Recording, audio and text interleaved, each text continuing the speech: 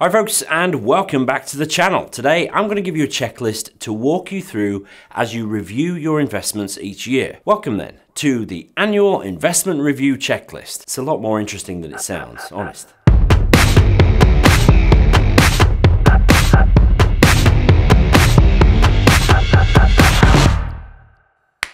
If you're new here, my name is Pete Matthew. I'm a chartered financial planner based in Cornwall in the UK.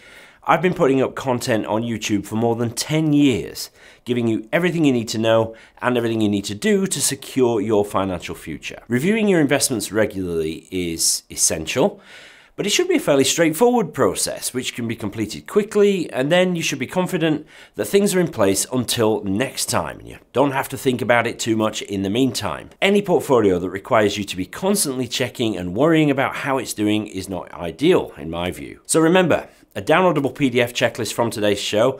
They're at the Meaningful Money website. There's a link in the description. And so far in this season, we've created 6 checklists for you, which I'll put on the screen here to help you master your finances. They seem to be going down really well, but tell me, how are you finding them? Let me know in the comments below. Okay, let's crack on with this week's checklist. Step 1, gather the information. Before you can review your investment portfolio at all, you need up-to-date values of all your different investment plans, including breakdowns of the component funds or shares or whatever. Now, most of us have online logins these days, so it's easy enough to find this information. But don't try and complete this exercise with incomplete info. If anything is outstanding, do whatever you need to do to fill in the gaps so that you can then sit down and take a holistic look at your entire portfolio. Step 2, compare values against plan, if you have one. When we are reviewing the performance of our portfolios, we got to have something to compare it with. But reviewing your portfolio against some arbitrary index or benchmark is just pointless and, dare I say it, stupid. What really matters is whether you are making enough money, on average, over the long term, to meet your planned goals. Of course, this presupposes that you have a financial plan in place. Now, we've talked about planning in depth in previous episodes of the show, the podcast specifically in season 15. So I'll leave a link to the playlist for that season underneath. When I work with clients, we establish a growth rate that enables the plan to work. And this then serves as the benchmark growth rate against which we can review progress. But if you don't have such a plan in place, you can just use simple growth rates, depending on your general attitude to risk and your investment approach. So a balanced investor, for example, might set a target growth rate of 5% a year on average. A more cautious investor would assume less than that, and a more adventurous investor might assume a higher target growth rate. So you've got to decide what that needs to be, but anything is better than trying to beat some arbitrary figure which bears no actual relation to your personal goals. Do you get the sense that I'm quite uptight about that? That's because I spend a lot of my time trying to convince my clients that some random figure they've picked out of the newspaper bears no relation to their actual plan. Okay, let me just take 2 seconds out to say a quick thank you to 7 Investment Management for continuing to sponsor me here on Meaningful Money. I'm super grateful to them for their support.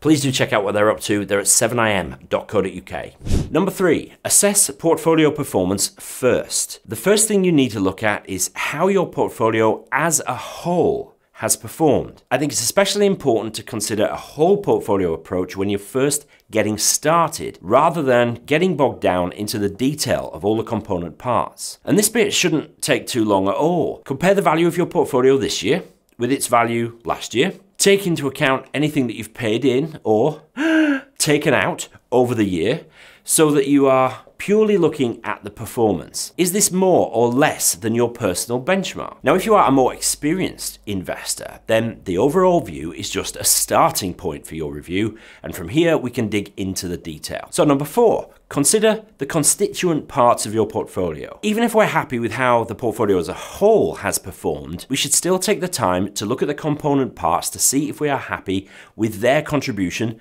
to the whole. Most of us will be invested in funds of some kind, and if you've listened to this show for any length of time, you know that I tend to counsel against investing in individual shares and instead into passive multi-asset portfolio funds. I also talk about a core and satellite approach to investing. The core is the bulk of the portfolio. That should be in low cost, well-diversified investments. Satellite holdings are around the edges, and these are the small bets or areas of interest where you decide to invest a small amount, no more than 10 to 15% of the whole. Thinking then about your constituent funds, you should be comparing them with their peers. Now, the IA investment sectors, that's the investment association sectors, they are groupings of funds seeking to achieve the same ends. And the sectors are useful for comparing like for like, but you do need to understand how the sectors are made up. Another problem when reviewing the performance of an individual fund is that simple performance figures cover a multitude of sins. For example, let's say we've got two funds, Fund A and Fund B, and both of them deliver a 10% return in 1 year. Fund A achieved this return by taking some pretty big bets, and they happened to pay off, but it was a very rocky ride on the way to achieving that 10% return. Fund B, by contrast, achieved its 10% return in a much smoother fashion, with just a few minor ups and downs along the way. So, which is the better fund? Well, the answer, to my mind at least, is Fund B, because it achieved its return by taking less risk. But how can you determine this as a layperson with better things to do than drill down into the underlying holdings and decisions of each fund? Well, the answer is a very useful little figure called the Sharpe ratio. And essentially it shows you how each fund has done if the risk that they had taken was standardized. Now, there's no good or correct Sharpe ratio, it's a comparative figure. So when you're comparing the Sharpe ratios of a bunch of funds, the higher the Sharpe, the better. In assessing the performance of my portfolio's component funds then, I would be looking at the following measures. Performance. You want this to be second quartile or above. That is, you want to be consistently above average. Volatility. You want this to be consistently below average. Sharpe ratio. You want that to be above average. And if you're invested in active funds, you want the alpha figure, which is the amount of value added by the manager. You want that to be above average. Look at those figures over at least 3 years. Anything shorter than that is just irrelevant.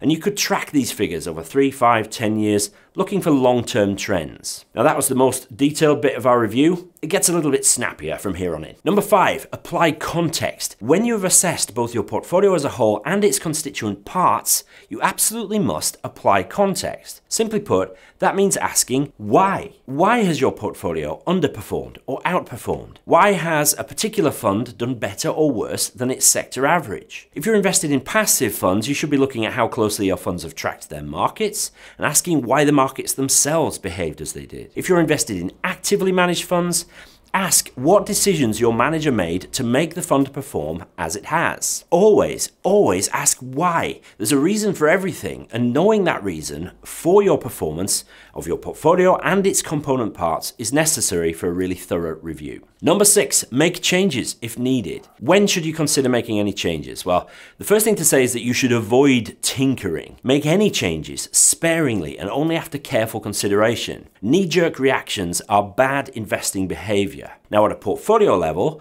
consider making changes if your overall performance is below your planned benchmark over the medium term, or if the volatility of the whole is outside of your comfort zone. At an individual component level, if any of the measures that we mentioned earlier are out of whack over 3 years or more, that might be a trigger for a change. But give yourself time to make decisions. If you're worried about a fund, put it on a watch list for 3 months, 6 months, maybe even longer, and keep an eye on it. Make changes only after careful thought. Be intentional always, right? Number 7, reassess your timescales. When you're reviewing your investments, you need to check in with your timescales. After all, if it's a year since your last review, then you are a year closer to the goals that you're working towards. So if you are, say, 7 years into a 10-year saving or investing goal, then you might want to consider changing the investment risk of your portfolio to reduce the chances of any market shocks messing things up at the last minute. Now, this is only the case if you're planning a cash event, that is, selling investments down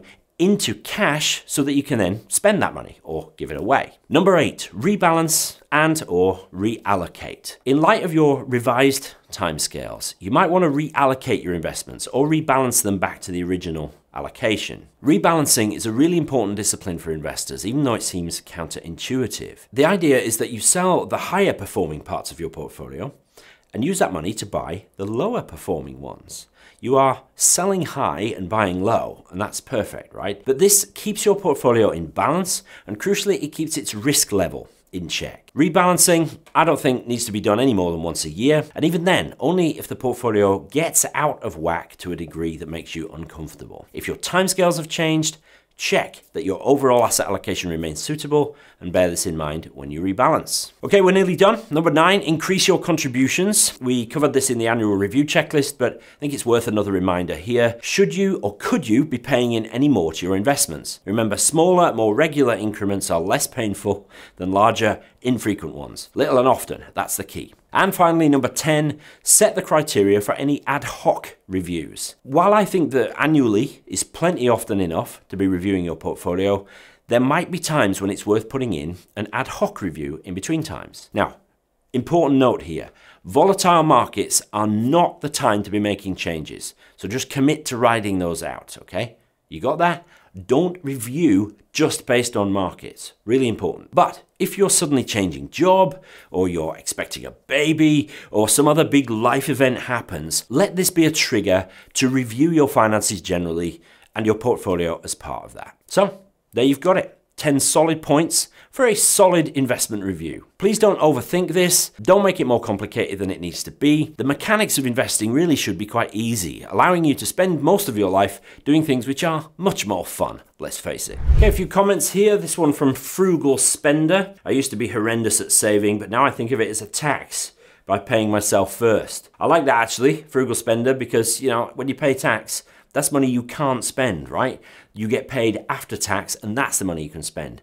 So by treating your sort of savings as a tax, that makes sense to me, so good effort. Pack Parlor says, do you have any post or video on how to shop around for the best life insurance? You can do that in a few ways.